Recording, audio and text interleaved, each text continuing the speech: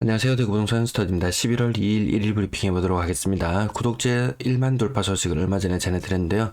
미분양도 1만을 돌파했습니다. 제가 어제 오후에 늦게 영상을 올려드리면서 못 보신 분들이 좀 계신 것 같아서 조금 더 알려드리도록 하겠습니다.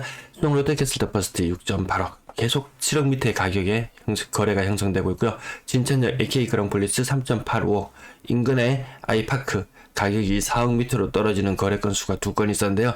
주변에도 여파를 서서히 미쳐나갈 것으로 보여집니다. 테크노 화정파크들이 가격 2.8억 정말 예스러운 가격이지 않나요? 2.8억 한때 반사 효과를 노렸던 달성군 지역 지금은 대구 전역이 규제가 해제되면서 그런 효과는 사라져버린 것 같습니다. 그리고 24평의 거래 좀 충격적인 가격들이 있는데 함께 살펴보시도록 하겠습니다. 미분양 9월 말 기준으로 미분양 건수는 1만 500건 돌파했죠. 자, 구독자 숫자하고 뭐 비슷한 그런 느낌이 듭니다. 미분양 지금 추세 요거 초록색 선 온라인 위쪽에 있어야 될 거예요. 계약률이 30%를 기준으로 봤을 때 이 초록색 선이 기준이었는데요. 분양들이 많이 늦춰지면 관계로 미분양 증가폭도 좀 둔화된 듯한 그런 느낌이 보였지만 하반기 이제 막판에 밀어내기 분양 시작하죠. 네, 그러면 물량은 이 초록색 선을 능가할지도 모르겠다 이런 느낌이 듭니다. 2023년 입주 물량 통계가 잡히는 대로 한번 또 조사해 보도록 하겠습니다. 그럼 대구의 미분양이 언제 1만을 돌파했는지 다시 한번 살펴보겠습니다. 언젠가요? 네, 2007년 처음으로 만 건을 돌파하고 나서 이것이 물량이 어느 정도 해소되었다. 만 건 밑으로 다시 떨어지는데 걸린 시간까지가 5년입니다. 지금 대구 분위기 그런 쪽으로 흘러가는 것처럼 보이지 않나요? 아니면 분양이 아예 멈춰버릴까요? 그냥 어쩔 수 없이 가만히 놔둬도 문제. 차라리 일단 짓고 나면 나라에서 어떤 대책이라도 세워주겠죠. 자, 매도 물량 근래 감소 추세 맞네요. 감소 추세. 이걸 감소 추세라고 봐야 되는지 한번 삐쭉 튀어오른 것 때문에 완전한 감소 추세로 보이는데요. 어쨌든 완연한 감소의 분위기가 느껴집니다. 하지만 임대 물량은 좀 다릅니다. 또 경우가 전세 물량은 최고치를 다시 갱신했습니다. 11,050건대 월세 물량도 최고치를 갱신해서 6,729건 연초 대비 2배 되었나요? 이제 2배 넘었네요. 연초 대비 2배 넘은 지가 한참 되었었군요. 전체 임대 물량은 연초에 9,500건 수준에서 지금 17,700건 최고치를 계속 갱신해 나가고 있습니다. 어제도 말씀드렸다시피 이 상승 추세 훼손됨이 없습니다. 내년 입주 물량 많기 때문에 저 추세는 계속해서 이어질 걸로 보여집니다. 거래량 20건 그 중에 신고가는 없었고요. 한 건 있었나? 야 이거 정말 이런 적이 있었던가요? 거래량 20건 나올 때 이때 분위기는 이 최악의 거래량을 볼 때 가끔 가다 막 18건의 거래 이런 게 한 번씩 튀어나올 정도였지 제가 방송을 시작한 이래로 아마 가장 적은 거래량 수준이 아닐까 싶습니다. 자, 거래량 흐름 보시면 현재 12월달 한 건 뭔가 조금 약간 느린 듯한 그런 느낌 듭니다. 두산 이비도 제니스 77평 가격 공고히 지켜내고 있습니다. 24억 5천 뭐 최고가와 큰 차이는 안 보인다. 수성 롯데캐슬 더 퍼스트 33평 10억 6천까지 한다는 것이 6억 7천 수준까지 한 35% 정도 하락하는 모습이고요.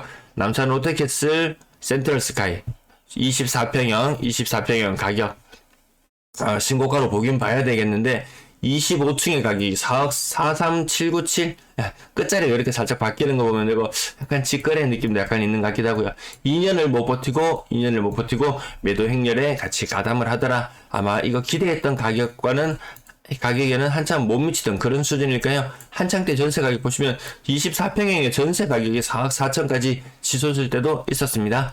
진천역 AK 그랑폴리스 여기 뭐 신월성이라고 불렸던 그 지역에 같이 포함시킬 수 있는 아파트로 보이는데요.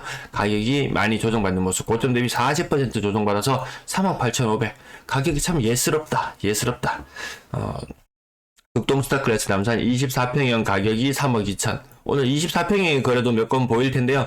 한번 같이 비교해 보시면 어느 정도 지역별로 그 평형별로 가격이 키 맞추기를 하고 있구나 이런 느낌이 드실 것 같습니다.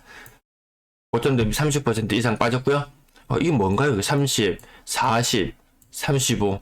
이 느낌은 마치 인천이나 과거에 세종시에서 보던 그런 숫자의 느낌과 좀 비슷한 느낌이 듭니다. 아니면 3억대 밑으로 가격이 내려오면은 또 가격 하락폭이 또 그렇게 크지도 않은 느낌. 하지만 이제 평형이 달라지면 또 가격도 같이 좀 조정받는 듯한 느낌 받습니다. 진천역 AK그라운드폴리스 24평형은 3억이 무너져 내렸어요. 우방 드림시티, 우방 죽전타운 아니고 우방 드림시티 같은 경우에도 가격이 많이 빠지는 모습을 보여드렸잖아요. 어느 정도 키 맞추기가 알게 모르게 이루어지고 있다. 여러분도 그렇게 매일 이 숫자를 저와 함께 보신다면 아마 그런 느낌 받으실 거예요. 매일 이렇게 자료를 보지 않는다면은 그거 좀 특수한 거래가 한두 건 있었나 보다 하고 지나갈 수도 있지만 그런 분위기는 아닌 것 같아요. 뭔가 키 맞추기가 이루어지고 있는 듯합니다. 테크노폴리스 화정파크드림 33평형 가격 2억 8천, 한창 때는 4억 2천까지 갔었단 말입니다. 이 지역들 장난 아니었거든요. 30% 이상 하락했고요. 매매가 전세가 거의 맞닿아 버렸어요. 하여튼 3억 이하의 물건들은 가장 이 위험에 많이 노출이 되더라. 그렇다고 그 이상의 물건들은 노출이 안 되느냐? 노출이 덜 되는 것처럼 보이지만 전세 가격 1억 2억 빠지는 거 예사도 아니죠. 비싼 아파트일수록 2억 3억 빠지는 현상이 나타나기 때문에 똑같은 위기를 겪는다고 계속 말씀을 드리고 있습니다. 오늘 수목금을 거래받게 되지 않는 상황이기 때문에 조금 더 자세하게 보게 되네요. 대연동 대연뜰 한 채 23평형 가격은 2억 6천, 호산동 삼성 한국형 24평형 가격은 2억 3,800, 2억 중반이 안 되는 모습이고요. 다사 세천 한라비발디 26평의 가격 2억 2천. 이것도 과연 2억을 지켜낼 수 있을까? 또 이런 생각을 가지게 만들잖아요. 그리고 마지막 한 페이지만 더 보겠습니다. 강창하이츠 23평형. 자, 지역들 오래되고 지역들 평형이 작은 아파트들 1억 5,800. 야, 가격 저렇게 이렇게 작은 아파트의 가격들도 있었단 말인가라고 느끼겠지만 포항이나 이런 외관이나 이런 외곽 지역에 있는 23평형의 아파트 가격이 한 3천만 원, 4천만 원 이런 아파트들도 수두룩하게 많이 있더라고요. 연식이 오래되고 사람이 좀 이렇게 인구가 많이 줄어드는 곳들의 가격, 네, 충분히 그런 곳들이 많이 있습니다. 원당 거래대금 11월 달에 한 건의 거래. 네, 두산 이브더젠스 아까 보셨죠? 요 표가 많이 일그러져서 제가 요거를 좀 제외하고 하려고 하다가 이전 것들도 큰 변화가 없는 흐름이었기 때문에 아무튼 눈에 띄라고 한번 이렇게 나타내 봤고요. 거래량 800건 이제 갈 수 있을까? 800건 돌파할 수 있을까? 이런 느낌이 듭니다. 11월 달에는 아직까지 3억 미만의 거래는 없고요. 한 건 거래밖에 없었으니까요. 한 건의 거래 있었습니다. 여기에 지금 평행별로 제가 숫자를 3개를 다 못 나타내서 그런데 10억을 초과하는 거래 건수 한 건 있었습니다. 근데 오랜만에 다시 한번 돌아와 보니까 9월달, 10월달도 6억 이상 아파트 거래가 정말 안 되었네. 한 50건도 채 안 되는 그런 모습들을 보여주고 있습니다. 올해 들어서 50건을 넘어선 날이 없는 것 같네요. 6억 이상 거래량이 50건을 넘어서는 날이 없는 것 같습니다. 6억 이상 비율 3%, 4% 비율도 확연히 많이 줄어드는 모습. 수성구의 거래량 일부 늘어난다. 하지만 의미 없다. 수성구나 달서구나 아파트 개수 그렇게 많이 차이 나지 않아요. 그에 비하면 거래가 늘어난다고는 하지만 의미 있는 수준은 아닌 것 같다. 아파트 거래가 20건이에요. 분양권 거래가 6건이에요. 아파트 거래 굉장히 안 된다는 거 아마 느끼실 수 있을 것 같습니다. 그 중에서 특히나 분양권은 중개 거래 비율이 굉장히 높습니다. 거의 30%에 육박하는 모습을 계속해서 보여주고 있습니다. 힐세이트 죽전역 더 퍼스트 114제곱미터 8억, 대봉서원 포레스트 5.9억. 요거 2년을 못 채우고 대봉서원 포레스트 계속 거래가 띄엄띄엄 이루어지고 있네요. 반월당역 서원포레스트 이거 가격이 충격이에요. 여기 대구 시내 혹은 원도심이라고 이야기할 수 있을 만한 정도 교통편이 여러 가지 다 있지만 좋은 점만 부각시키자면 그럴 수도 있고 또 나쁜 점을 부각시키자면 또 여러 가지가 있을 수 있겠지만 이 가격이 5억 천이라는 이 사실 자체만으로도 이미 그곳의 분위기는 어떤 곳인지 장점과 여러 가지 장점과 단점들이 뒤섞여서 나타나는 게 이 가격이 아니겠습니까? 힐스테이트 대구역 오페라 가격도 5억.